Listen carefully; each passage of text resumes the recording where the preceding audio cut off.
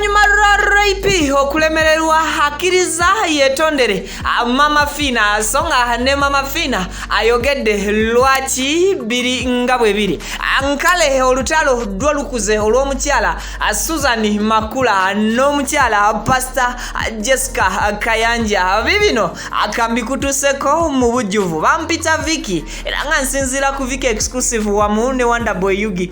Thank you so much for subscribing. Video nkusabe jimpereka like mukwano then oluvanyuma subscribing ku channel za Facebook abobanga hato subscribing nga tubera proudly sponsored by Diva Organic Natural and Health Products basanga baku access building Raga Road genda bakujjanya bise eddagala eri obutonde munange eritaina habulabe eri omubiri gwo n'obulambwo okutwaliza nawamu nsonga ate ye Hajati Kalodo anaye sponsor waffe ajja kuba kulombereddwa ensonga singo nabo inamu obuzibu obwenjawulo awutawanyizibwa mu business okola ku bya passports oba visa anaye nga embeera ekyawalidde agenda omukubire ku namba esimu eyo gyolaba esembyayo 067 eri mu kitabo ekirimu Qur'ani. Kale video obumaze okujimpera ka like kanga kutuseko mu bujjuvu omukyala amanyidwa nga rape abanji gwe bamanyinga Precious Remy awe bituuka mu kuzanya film oba movies avudde bwatyo naberanga akkiriza okwetondera omukyala ono amanyidwa nga Mama Fina mujjukira bulungi nnyo ku sagas ezaliwe mabega kawo oba story oba emboozi yali etambula ng'eyetooloolera ku mwami Bindeeba n'omukyala ono rape oluvanyuma n'omukyala Sofia yaliko omukyala wa Bindeeba oba mukadde kano gwe tusobola okuyita ex-wife w'omwami Bindeeba. So oluvanyuma rape yeteeka mu nsonga zino actually nga ate bannaba kuzimu involvingamu ye nazeteekamu era abantu ne batandika okuba nga batekinga sides nti timu Bindeeba timu Precious Remy mukyala Cocktail kosako ne timu eyali esinga amaanyi eya mukyala Sophie nga bagamba nti munnange alwanirira zadde kufuna taata songa ate ye omukyala rape agamba nti wano tewaliwo kika kya zadde akitalina ndaga butonde bwatyo omukyala yakola ekisoboka okukujjukizaako akatini asobole bambi okusisinkana omukyala ono amanyiddwa nga Mama Fina era bwatyo nagamba nti yalemesebwa rape okubanga atuukirira Mama Fina munanga ate oba oliawo yefunireyoko ku buyambi kati rape oluvanyuma lw'okubanga yayogera bubi n'omukyalo ono Mama Fina mama w'eggwanga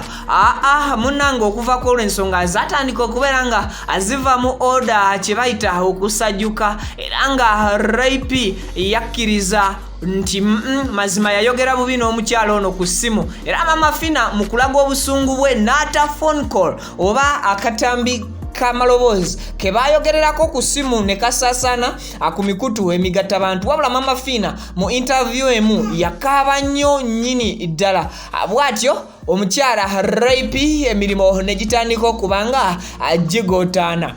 waita kabanga katini nnyo omukyala ono amanyiddwa nga rape anabeera nga akyusibwa program yali akola ku Spark TV live wire ne bamuwa program endala ate era wayiseeko akabanga ka weeks nga 3 n'ekitundu awo oluusi n'obutawera mwana wattu omulimo ku Galaxy FM gye yali akola era nawo nabeera nga afuumuulwa bubi nnyo kati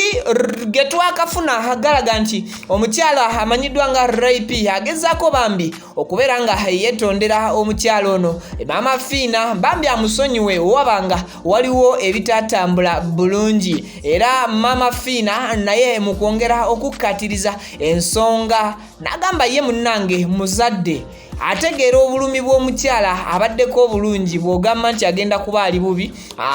talina nsonga lwaki oba oliawo tamusonyiwa. So abawagizi ba rape ekyo oba kisanyukidde ne babeera nga oba oliawo bagamba nti Mama Fina y'omu ku bakyala abalina ekifaananyi ekituufu ekyokuba omuzadde akubeererawo mukadde kotasuubira kuba nti waali sitaba mwangu so nga ate abaana basobya ensonga lwaki abantu bavuddeyo ne babeera nga basaba Mama Fina Fina okwekuba mu kifuba nti asonyiwe omwana muwala ono rape of which